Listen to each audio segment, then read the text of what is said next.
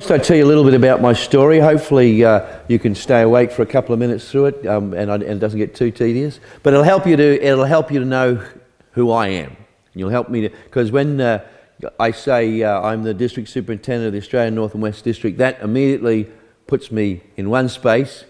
But if you know who I am, that will help a lot with what we're about to do. It's actually very cool to be in Melbourne this weekend. My dad was born in Melbourne, raised in Melbourne, became a Christian in Melbourne at the age of 16. He became a Christian through the McKinnon Church, which became the Mount Waverley Church. Last night I couldn't remember. I rang my mum and said, "Where did Dad get saved?" He got saved in the McKinnon Church. So they no longer, but some of you guys would know about that, right? McKinnon Church became the Mount Waverley Church. So that was where he started attending, and you were saying that you had to catch 2 trains and walk. That's what he did every Sunday morning. 2 trains and a tram, or 2 trams and a train, or something. It would take him 2.5 hours every Sunday to get to worship service. But God did something in his life, and when he became a Christian, his dad threw him out of home, and out in the streets. His dad was a policeman, and a very rough person. And threw him out of home, and he ended up living with the pastor, and God cemented a call in his life, and he went into ministry. He moved to Sydney and met my mum, who was a Queensland cattle farming woman. Her great-grandfather, my great-great-grandfather, had immigrated from Scotland and built up a great big cattle station. Their family owned something like 100,000 acres in central Queensland, and so she was born on a property that was 40,000 acres, and so she's a Queenslander, and as all good Queenslanders do, when they get a chance, they make people move from Melbourne to Queensland. So she saved my dad, and sorry folks, you just got to forgive me. But my mum, how many people know the name? And I don't expect you to, but some of you might. Reverend Albert Berg. If that name rings a bell for the guys who've been around for a while, he was my mum's uncle. So when I say I was born into the Church of the Nazarene, for those of you who don't know the name Reverend Albert Berg, he was the very, very first Nazarene in Australia. So people used to say that he carried the Church of the Nazarene around under his hat, but he could boast that on any given Sunday morning he was the only church in Australia that had 100% in attendance, because he was the only one. He it got going very, very quickly, and very, very quickly after he started saying, "This is the church I want to be a part of," he connected somehow with people in Sydney and Melbourne, and within a couple of years there was these Nazarene churches springing up, being born in this dream of changing the world with love. So that's when I say. So when I come to this context, I come to this context with that kind of background. When I was about 20 years of age, 19, 20, I met a young lady, and we fell in love. I wanted to marry her. I discovered that her life was a very, very messed up life. As we got to know each other more and more, I discovered that she was actually a prostitute, and was living a very, very harsh life. But I had fallen in love with her. I wanted to marry her. I started talking to her about Jesus. She'd never heard any of this before. She came to church one time.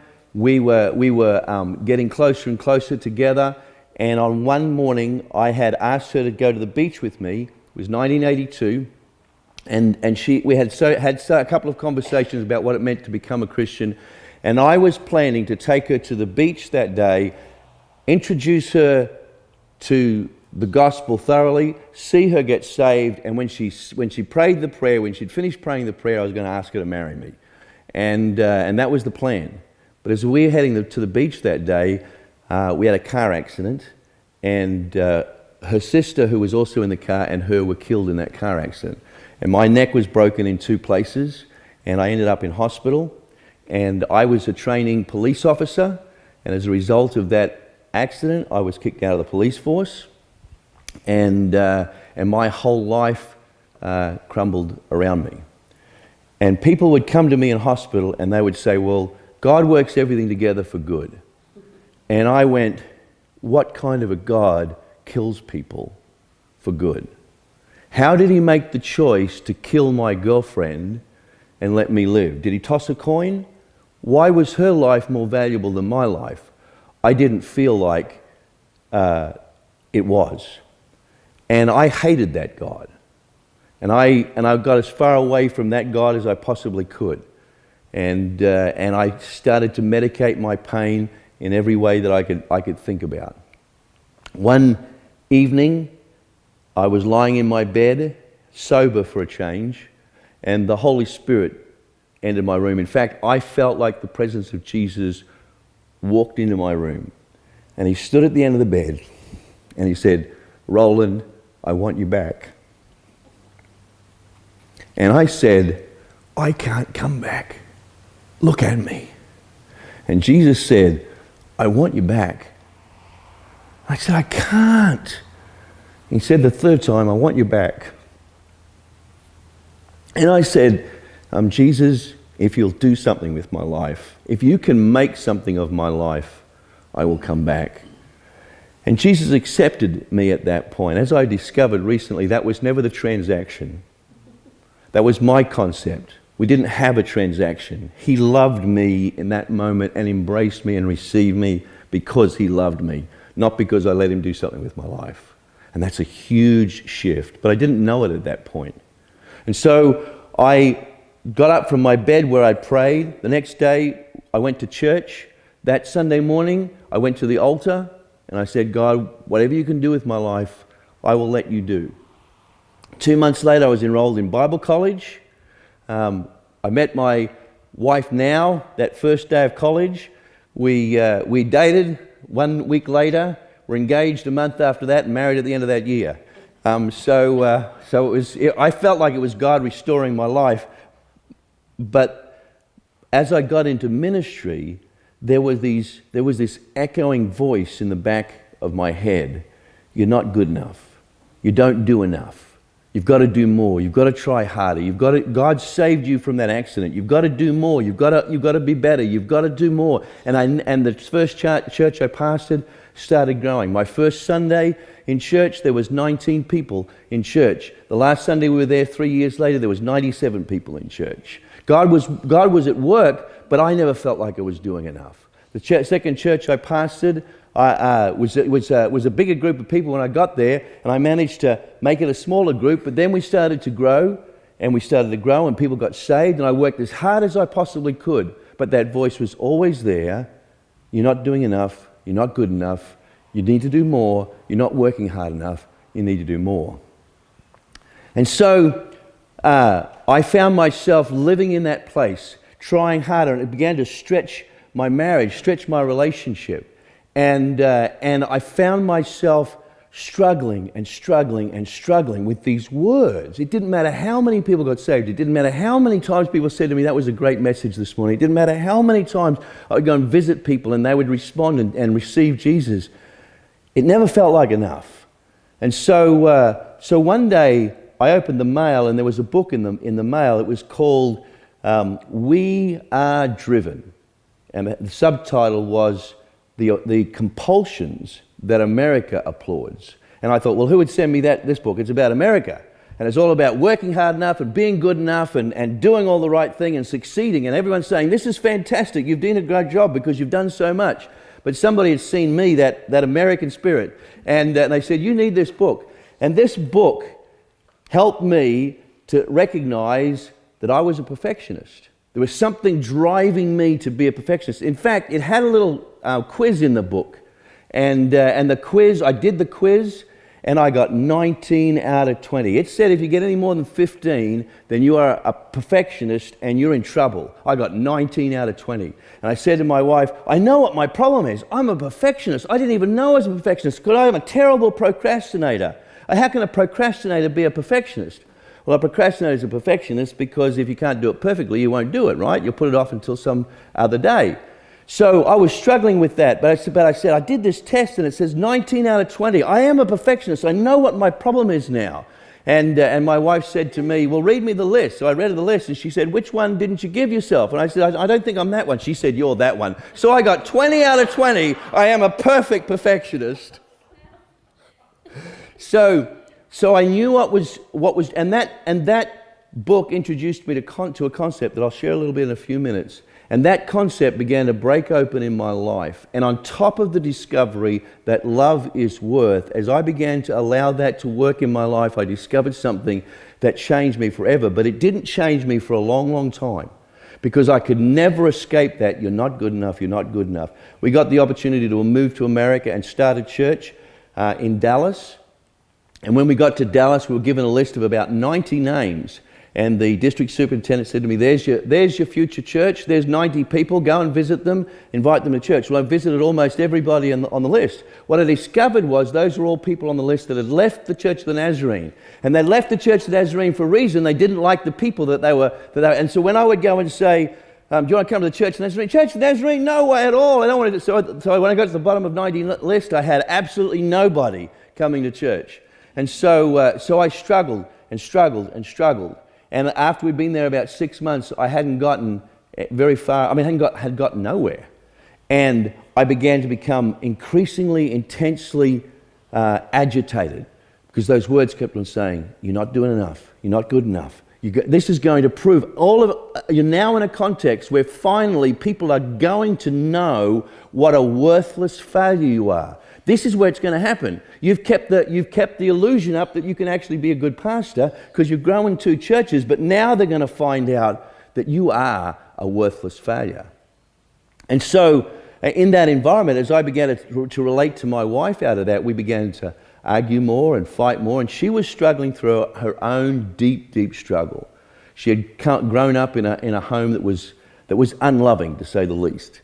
And it had hurt her deeply and profoundly. And in that environment where I was dealing with the tension and she was dealing with her own personal struggle, she came to me one day and said, I don't want to be married to you anymore.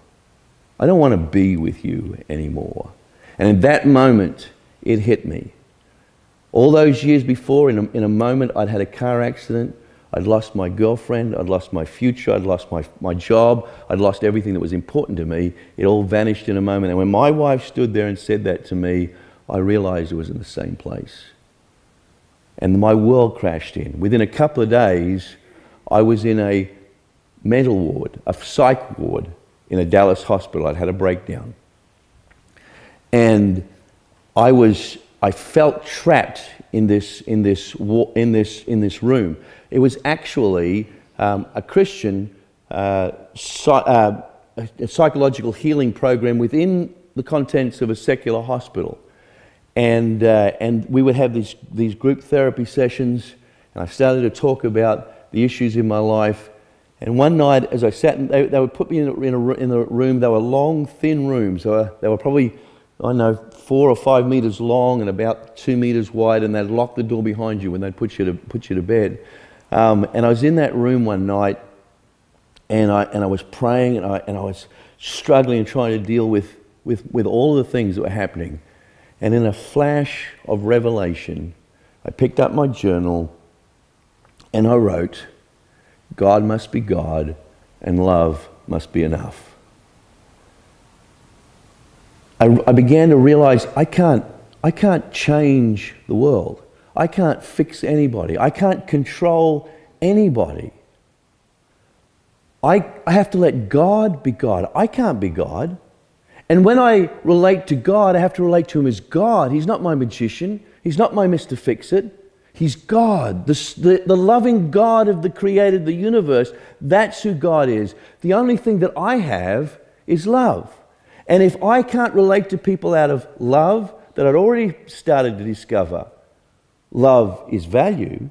If I can't relate to people out of that, if I can't relate to my own wife that way, then nothing else is important. If she leaves me because she hasn't experienced love, then I'm the only one that can do anything about that. I have to learn how to love my wife in a way that causes her to feel worth and value regardless of how she relates to me.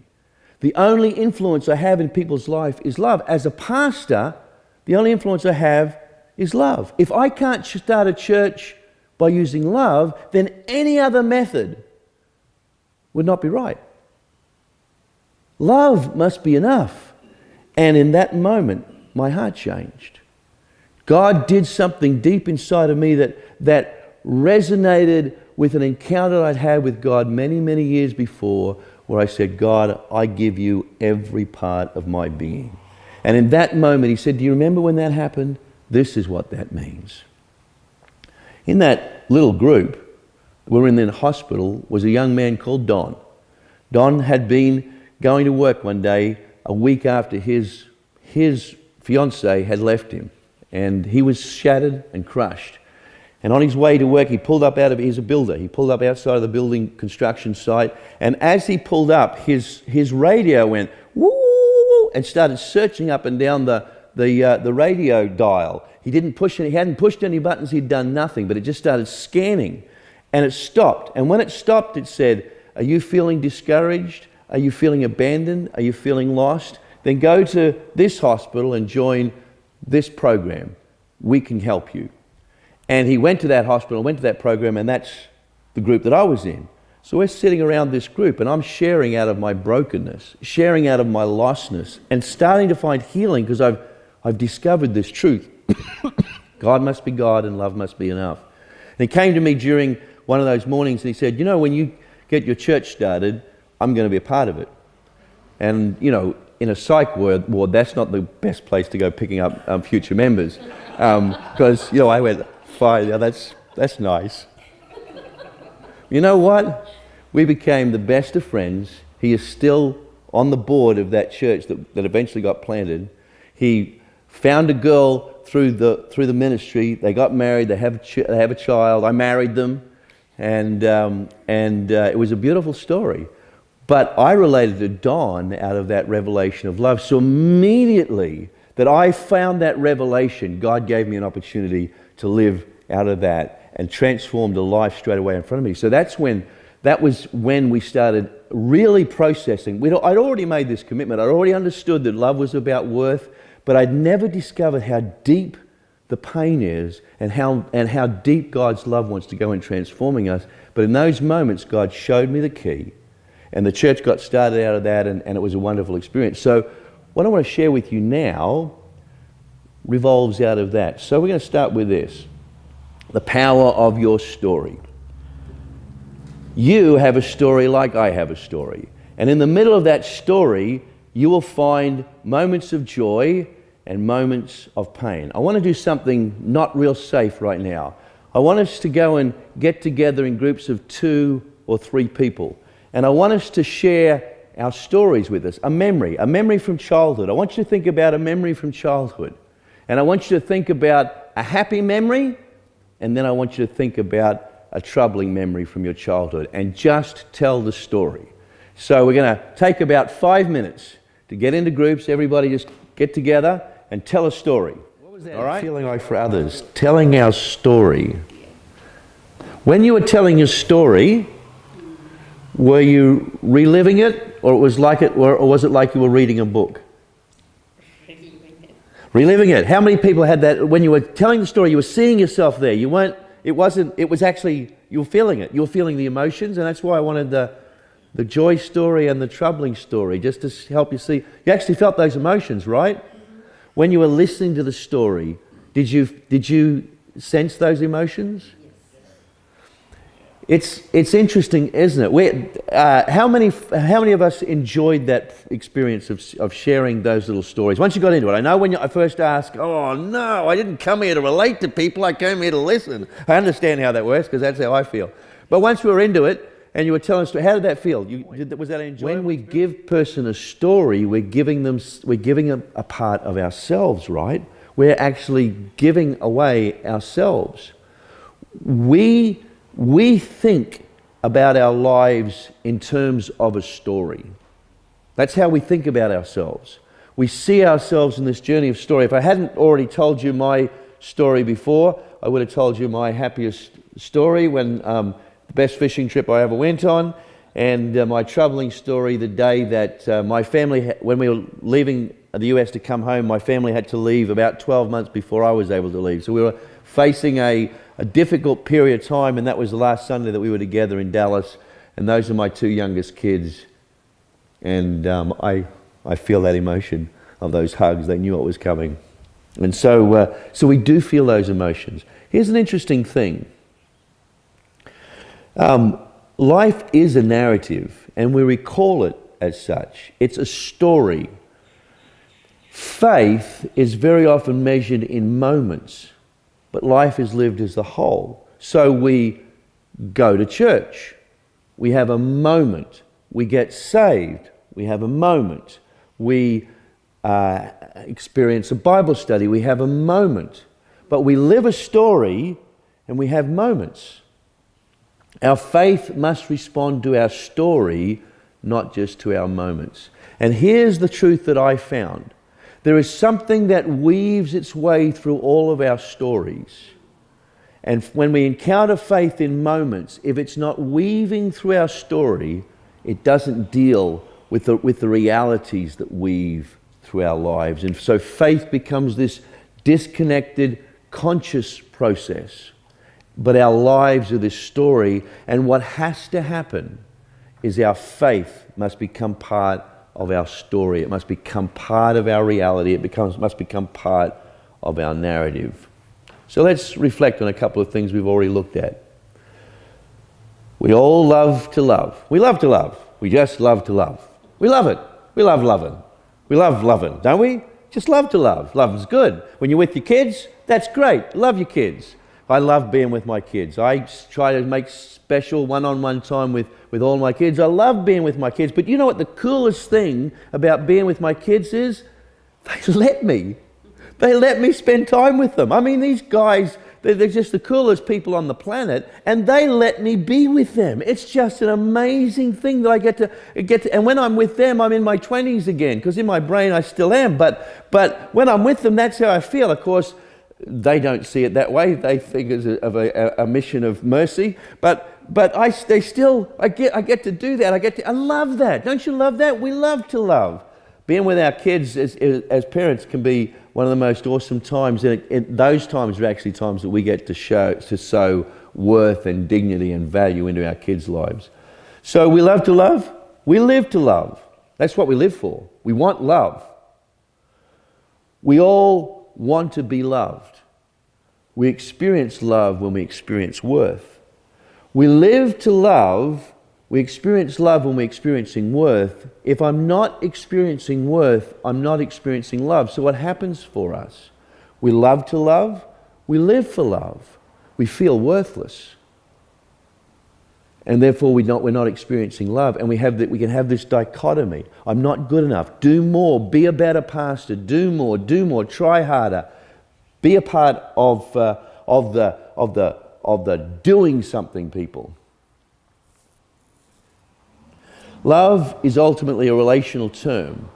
When I experience worth in relationships, I experience love. So it's an interesting thing, isn't it? Love, it should go without saying, but it doesn't. So we can talk about love as the people of God as kind of this generic force, but it's about relationship. It's about genuine connection, which again, when you got to tell your stories, by the way, if you had to cut your story off short, did anyone have to do that? How did that feel if I called you back before you got to finish your story? That's frustrating, isn't it? Because you were actually giving part of yourself and it got cut off and you just wanted a chance to finish that story. Sorry about that. When I feel worth less, I experience love less.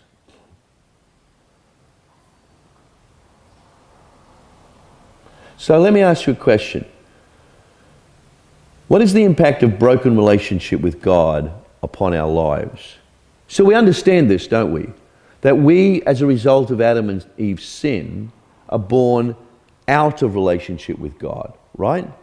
We're not in relationship with God.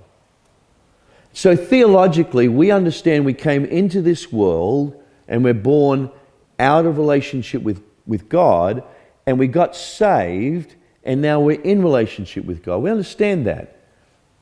But what is the impact? What is the experience? What is the reality of living out a broken relationship, of being in the world outside of relationship with God, being born that way? How does that impact us? Do we experience as a part of our lived story the reality of beginning life in brokenness? Is that a part of our story? Let me ask you this question, and I want some feedback now. What words do you think define the brokenness of our humanity as a result of being born without relationship with God? So give me some words. What is it like? What is it like to live life as a human being in a brokenness in terms of our relationship with God? We've all been there. So what happens for us? What is our reality? Let's see if we can get some words. Disconnected. That's a good word. Disconnected. Give me some other words. No peace. No, exactly. No peace. Depends how you see God. It does. If you believe in God. Right. That is true. But I'm actually going a little bit deeper than that. So let's just say all of humanity is outside of relationship with God, whether they know about God or not. What happens for a human being because there is no relationship with God? Disconnectedness, no peace. So the human experience, and this is what I'm trying to get at, the human experience of being out, emptiness, right? So the things that we could go up to a person over the street and we could say to them, do you know God? And they would say no, or whatever. And what is life like for you? Well, they'll tell you all the good things. But if you really started to get down, you really started to talk about what's the reality of life, and all of these things are part of that. What else might be there? Hopelessness. Excellent. That's excellent. Can we think of any other words? These are all good. These are the things. I want us to really unpack that, because this is the reality of the human experience. The philosophers would call this the existential reality. It's what it's like to live a life in what is that like? What parts are there? All of those things are there. What else is there? Loneliness. Excellent. Loneliness. Emptiness. Fear. It's a part of that. Worthlessness. Would that be a part of that? Let's just get a little bit vulnerable here. How many here have never experienced worthlessness? Never in your life have you never known a time where you think, oh, I don't amount to anything. None of us. We've all heard those words that were the dominant theme as I tried to be good enough for God. We all know what it's like to feel like I'm worthless. I don't amount to much. And the whole of the world has created mechanisms to deal with that. If we just lived in that space, we would be utterly dysfunctional. We don't. We find ways of coping with that. We find ways of protecting ourselves, of building walls, of making sure that nobody else gets into that space where I struggle with that. But we've all struggled with it. It's the common human theme. And when people are real, that's where they get to.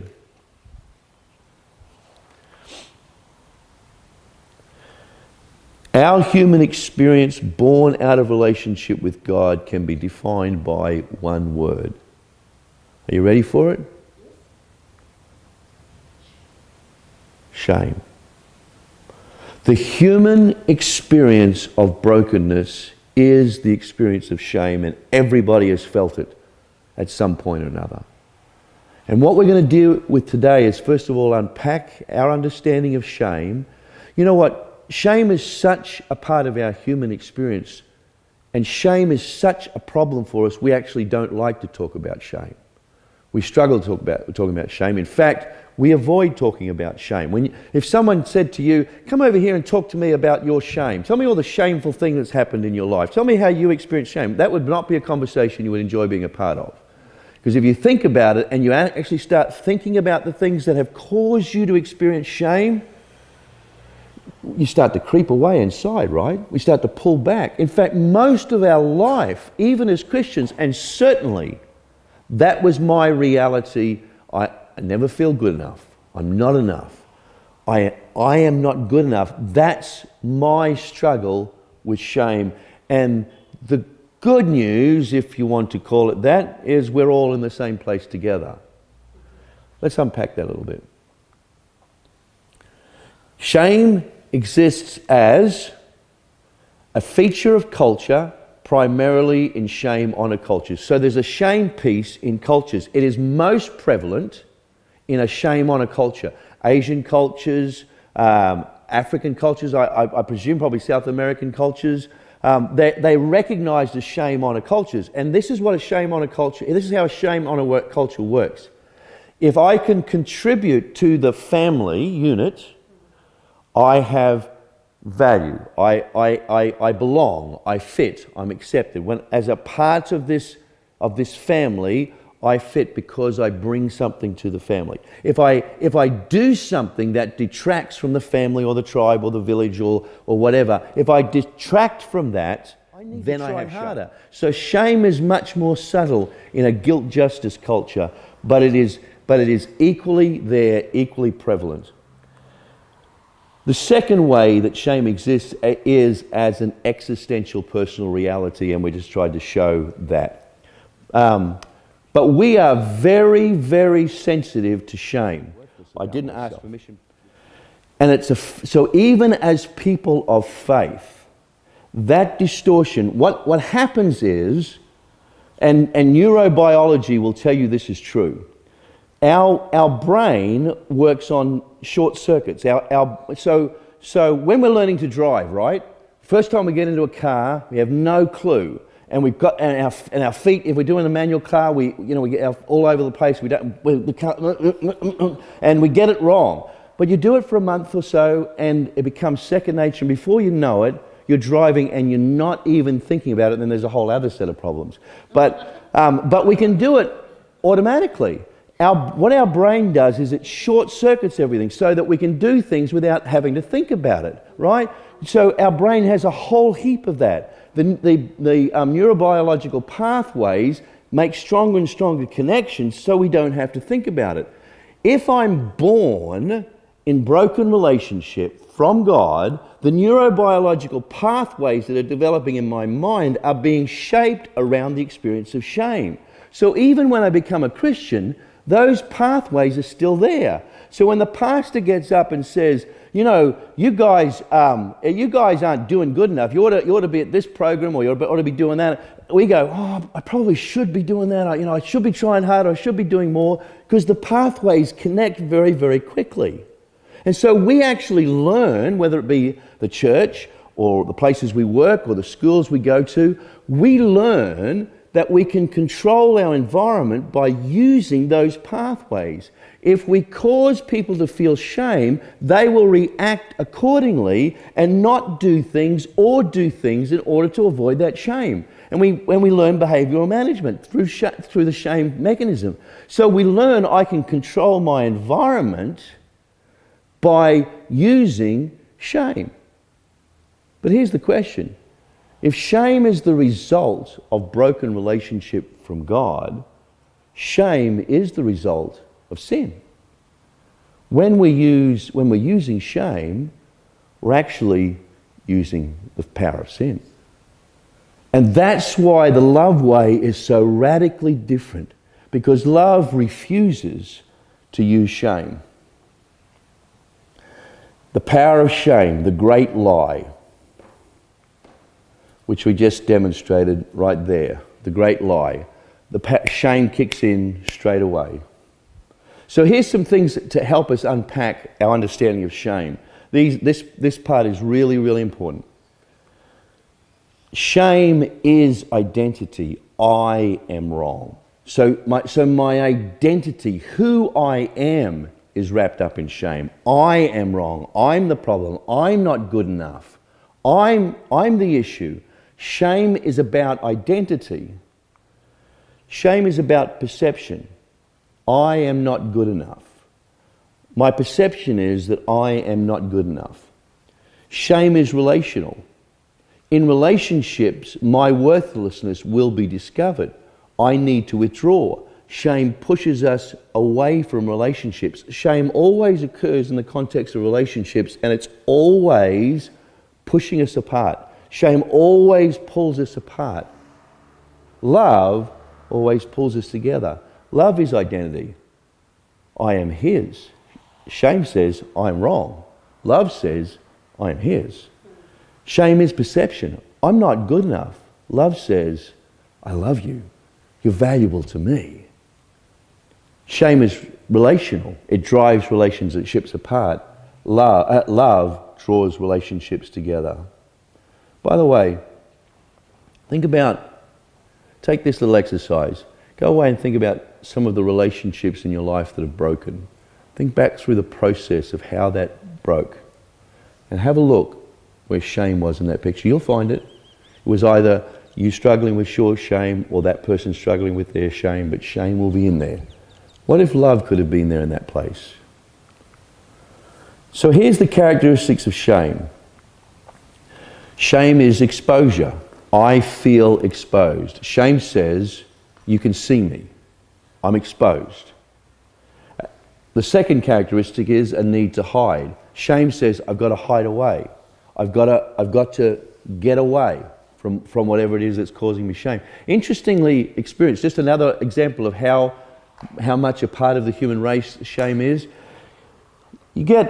You've seen this happen. It doesn't happen all the time, but this is an example. You get mum with little child there. I'm a stranger. I know mum. I don't know the child. They're young. They're small. I come up. I say hi to mum. How you doing? Hello, sweetie. How are you doing? You're a little cutie. What's the child going to do as often as not? Hide away behind mum, right? Just pull back and hide behind mum. Because it's not, I'm exposed. Somebody's looking at me. They can see me.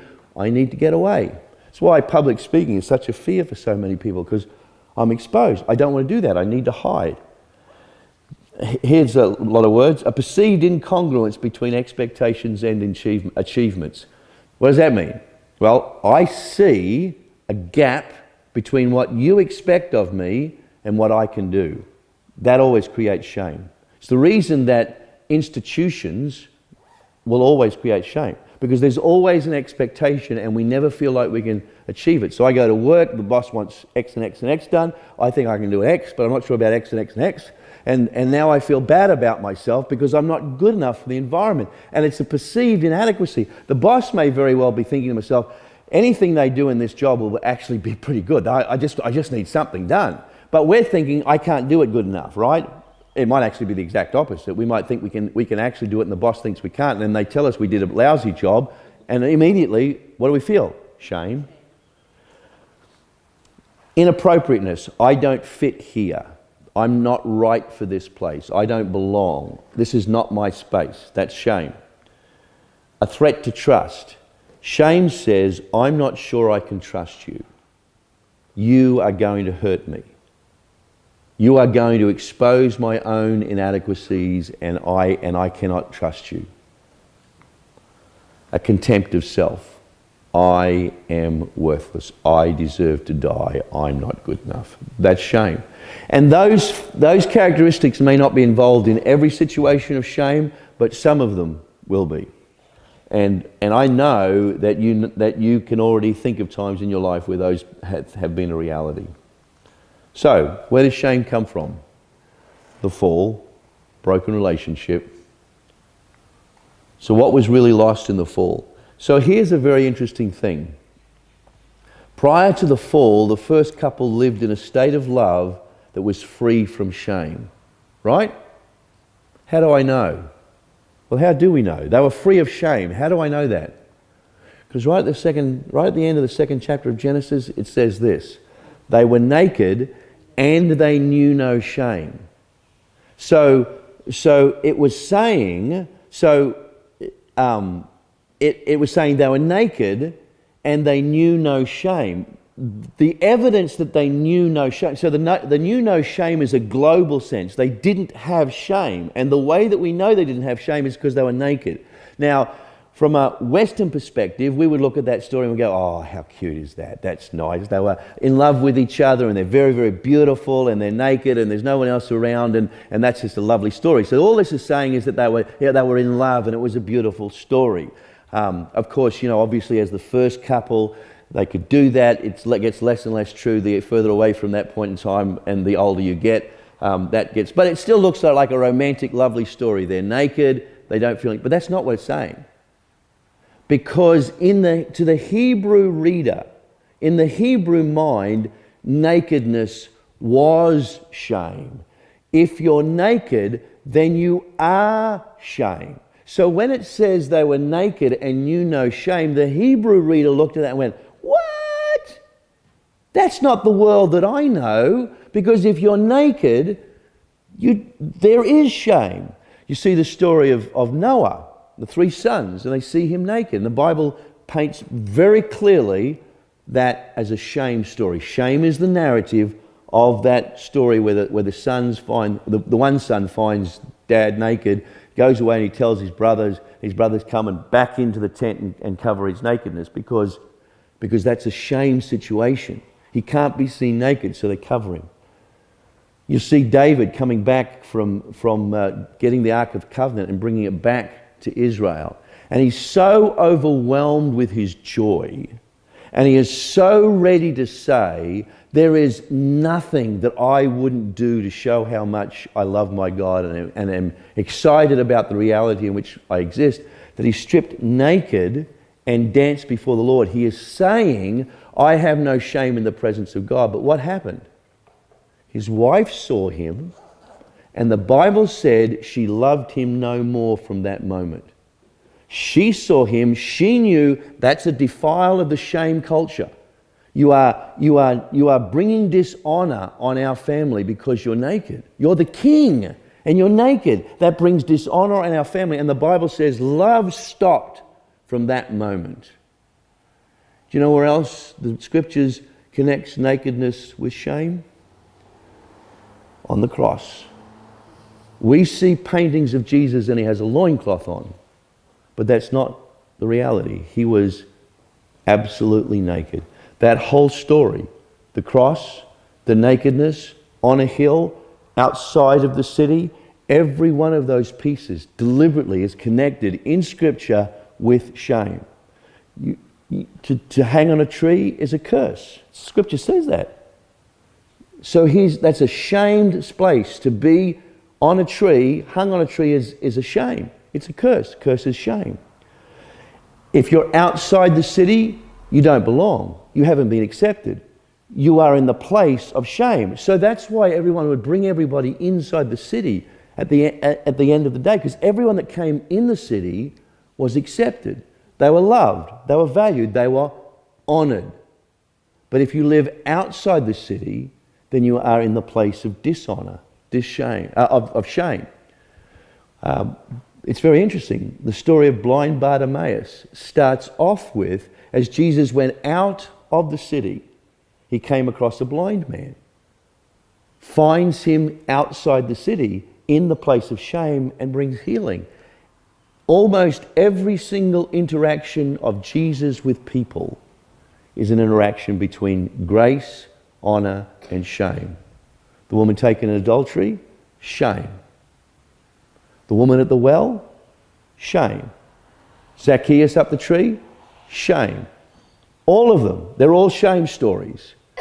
And so when it says that Adam and Eve were naked and without shame, it is screaming to the reader, this is the place that we are meant to be. We are meant to live free of shame. This is how God created us to be. So the temptation focused on the disparity between their existence and the existence of God. There's a gap. You are less than God. So that's what Satan says. You're less than God. God doesn't want you to be like him. He's holding something from you. You can't actually trust him. Threat to trust? You can't actually, he's keeping it from you. You can't trust him. And so they try and fix their feeling less themselves. So the devil brings the idea that you are less into it's just a thought at this stage. Maybe I am less, but maybe I can fix that myself. I don't have to trust God, I can fix it myself. And sin enters the world. At the moment of sin, relationship was distorted. They hid themselves. So before they were open, before they were naked, now they hide themselves physically and they hide themselves away from God. So it's a very clear juxtaposition in Scripture. Chapter 2, no shame. Chapter 3, shame. And that whole story is about the entrance of shame into the world. It's also about the entrance of guilt, and we're going to talk about that in a moment. But the context is now shame. They were shame. This was the reality of their new identity. Go back to what I said before, shame is identity. It's very, very important that we keep that thought in mind. Shame is about identity. It's who I am. The relationship with the Father was distorted. The understanding of themselves was inadequate. So there are three places in the world that we experience, or three types of shame that we experience, and these can get confused together, and then we can miss the point. So the first is emotional shame. It's embarrassment. Embarrassment as an emotion is slightly different to shame as an emotion, but they're in the same. They are self-awareness emotions. So the experience of embarrassment very often goes together with the experience of emotional shame. So there's an emotion of shame. We all have it. We always will. It exists. There's psychological shame. And then there's what I would call theological or ontological shame. It's the shame of being. So we have emotional shame, psychological shame, and theological shame. I'm just going to unpack those briefly for you, and I'm trying to pick up the pace so we can get through this. But if you have any questions, don't hesitate to ask. There is an emotion of shame that we might best identify with a sense of embarrassment. That's emotional shame. Even at the level of embarrassment, however, we can still identify the features of shame, the core structure of shame. I failed, therefore I'm embarrassed. I'm inadequate. I am the focus of negative attention. People are looking at me, they see me as negative, in a negative way. So then we get to psychological shame. So the psychological shame is that identity. It's who I am. Shame at the psychological level has the capacity to destabilize or even derail relationships. At this point, it is showing the signs of what they call toxic shame. So shame at a psychological level is the thought life that goes along with the experience of shame. It's all of the psychological features, and everybody deals with genuine psychological shame. As that begins to get more and more and more intense, it leads to broken relationships, it leads to psychosis, it leads to all sorts of psychological problems that come from shame. That kind of shame actually can be dealt with by a psychologist, by counselling, by talking together with friends. Psychological shame can be worked through. The more toxic it gets, the more difficult that process is. And that is because of this reality. Toxic shame leads to deliberate mechanisms, defense mechanisms on the lighter side of the scale, to full-blown phobias and disorders on the more severe end. That's psychological shame. But all of that happens because of this. And as I was doing my research, I kept on coming up to this missing piece. Even Christian psychologists will very readily talk about psychological shame. But it's this piece that's so often missing that is the actual key to understanding it. It's this theological, ontological shame. It's the shame of existence. Because I exist, I am in the shame place. My life is shame. My identity is shame. And the reason that is because of broken relationship with God. So it has to do with God. That shame is about our relationship with God. It's the first shame. It's the primary shame. It's the shame that flows out of broken relationship. So psychologically, shame leads to broken relationship. But as a being, as an entity, I am in shame because of broken relationship with God. It's the pervasive identity of inadequacy. It is the species-wide prevalence of mistrust and a commitment in the first place to creating defense mechanisms, isolating relational barriers and in and out groups. It's why, as a species, we struggle with shame, because of broken relationship with God. It causes me to create defense mechanisms. It causes me to separate me and my existence from other people. It's what causes us to create in and out groups. So what do I mean by in and out groups?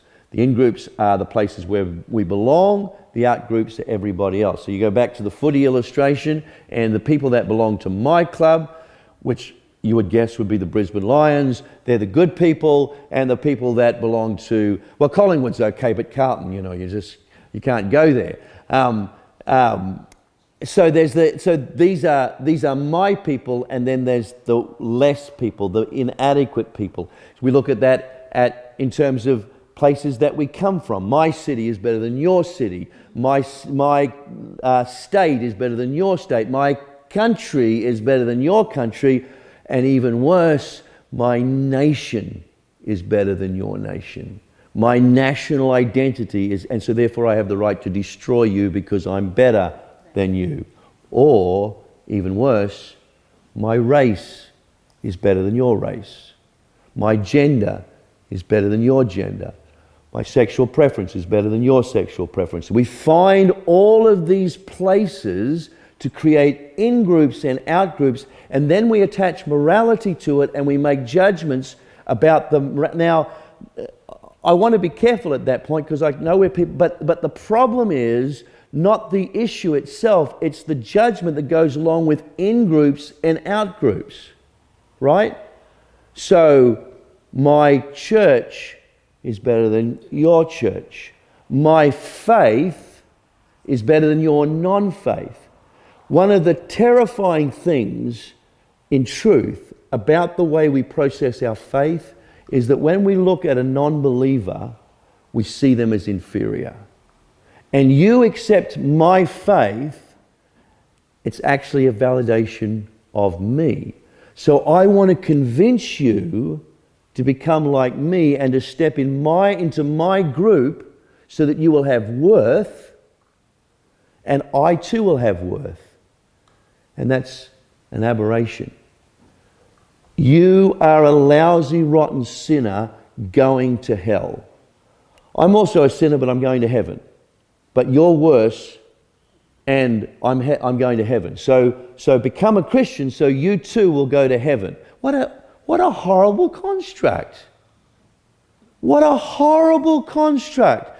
The only reason I'm talking to you is because you're worse than me, and I'm going to heaven, and you're not.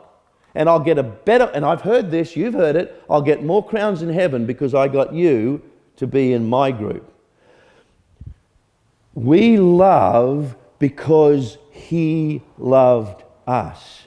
People that do not yet have faith are as valuable to God as people that have faith. In fact, I would love for us to stop using definers. I would like for us to be able to see grace, and as Wesleyans, people that follow in the tradition of John Wesley, we believe that grace starts at the moment we are born. And it continues in activity in our lives all through our lives. There is a moment that we embrace that grace. And we believe in response to that grace. But that doesn't make me a better human being.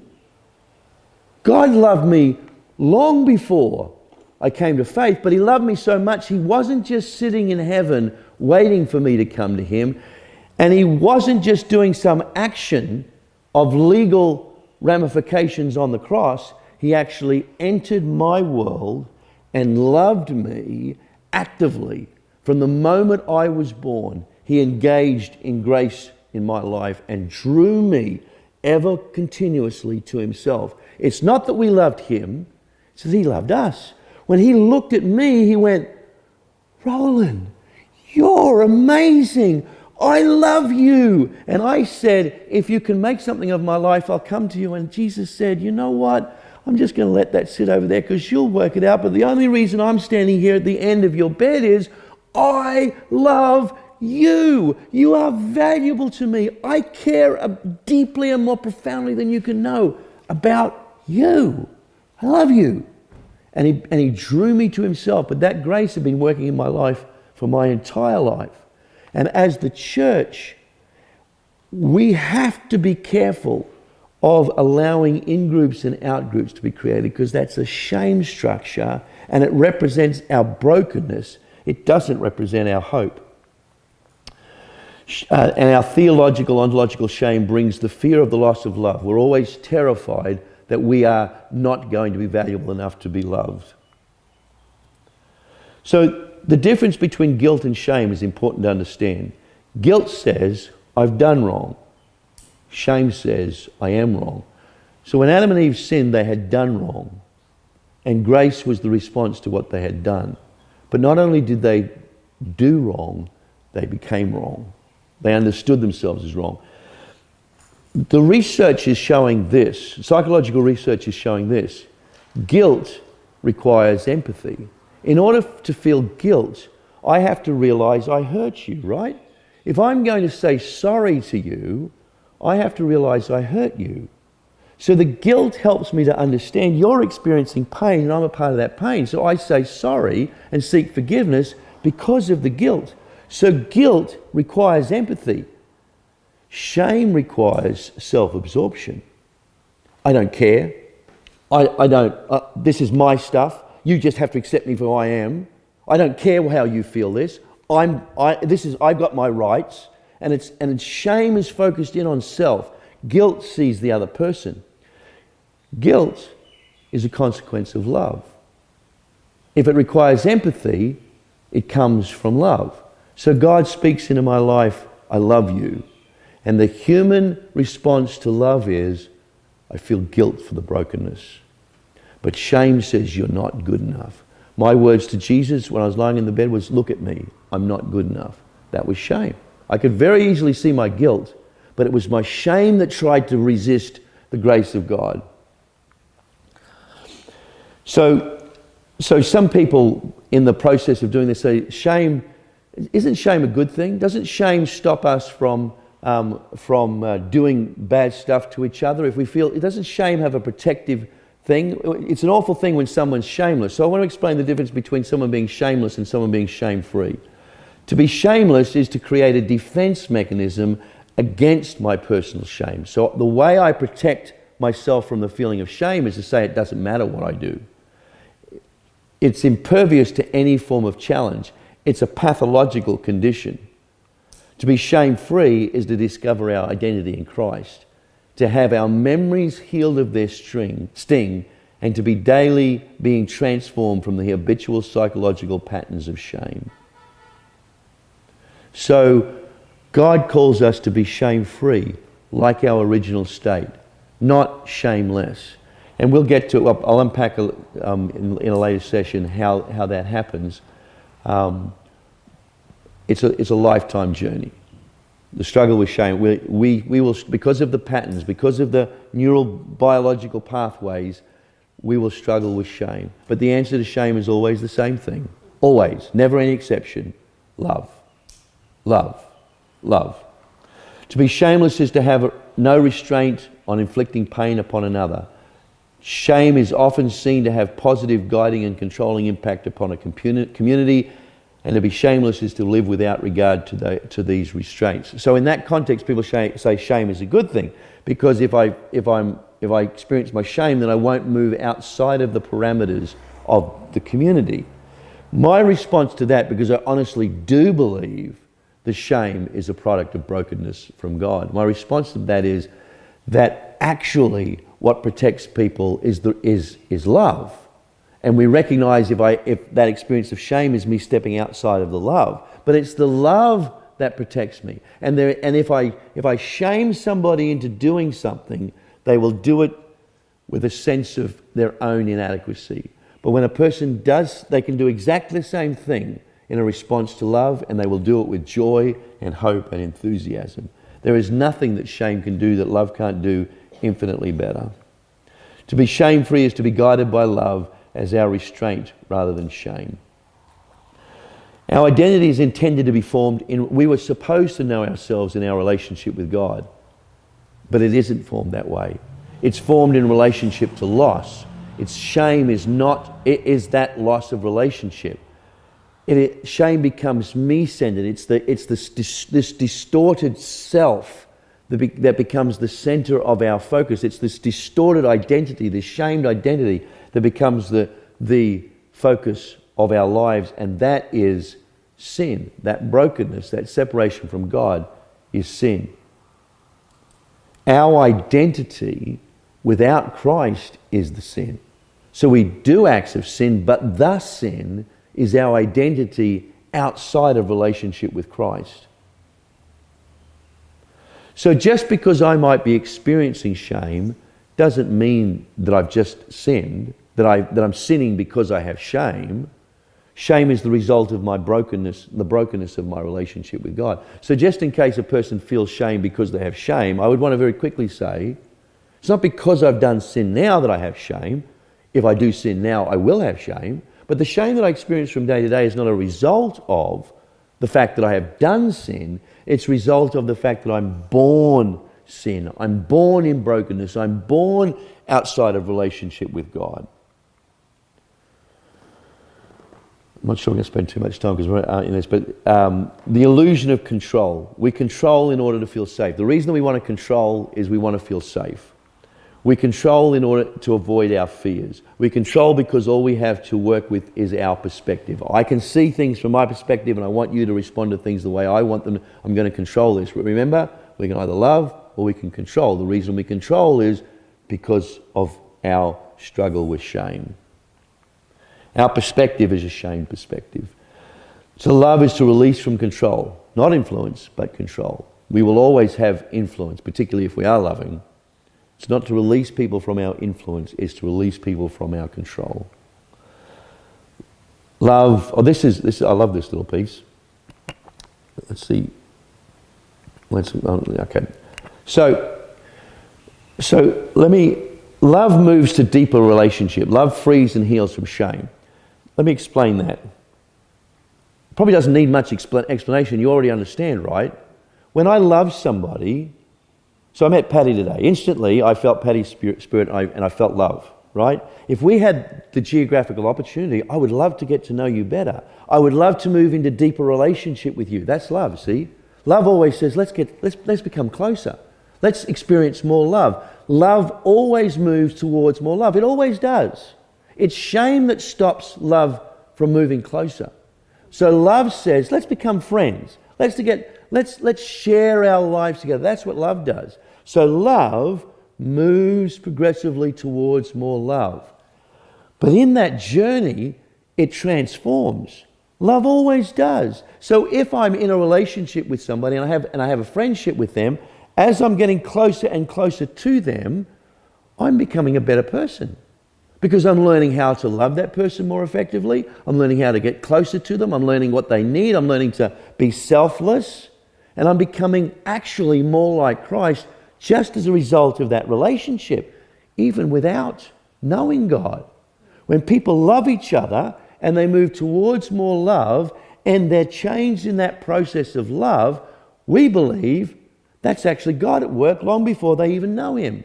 So love moves towards more love, and in the process, it makes us more like love. It makes us more like Christ. So the discipleship journey is simply a journey of experiencing more and more love, and in the process of from love to love, I become more like love. So love is the answer. Love is what heals us from shame every time. So my shame sets up and says, I'm worthless, don't love me. But as we love, the walls go down, unless hurt comes in. Walls go down, we become more loving, we become more gracious. Doesn't that sound like God? Doesn't that sound like grace? Doesn't that sound like the way it should be? Love frees and heals from shame. When God in Christ makes us holy, He is making us like Himself. God is love. So we're a holiness church. We're a Wesleyan holiness church. We value the human experience of holiness. We believe, all church traditions believe in holiness. So it's not just ours. But we believe the mark of holiness is a transformed life.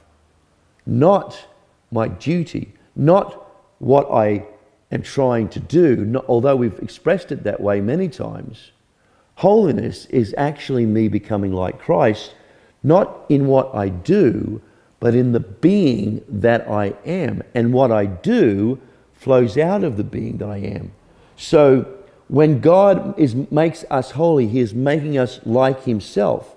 And He is love. So when He is making us holy, He is making us more love. He's taking us on the journey from love to love and transforming us in love along the journey.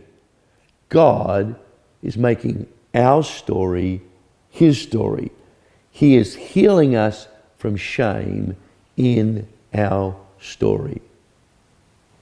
The problem is, most of us remain unaware of the power of shame in our life, so we don't know where to let grace work.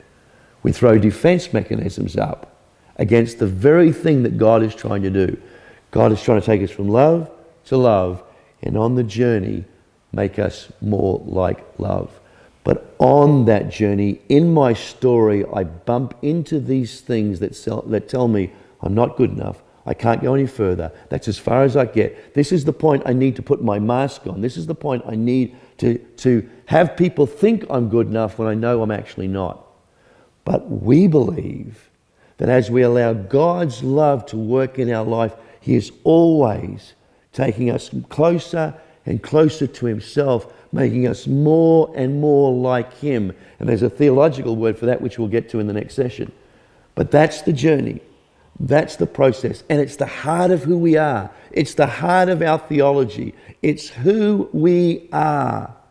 And we're on this journey together. And there's hardly any more important fact than that we're on this journey together.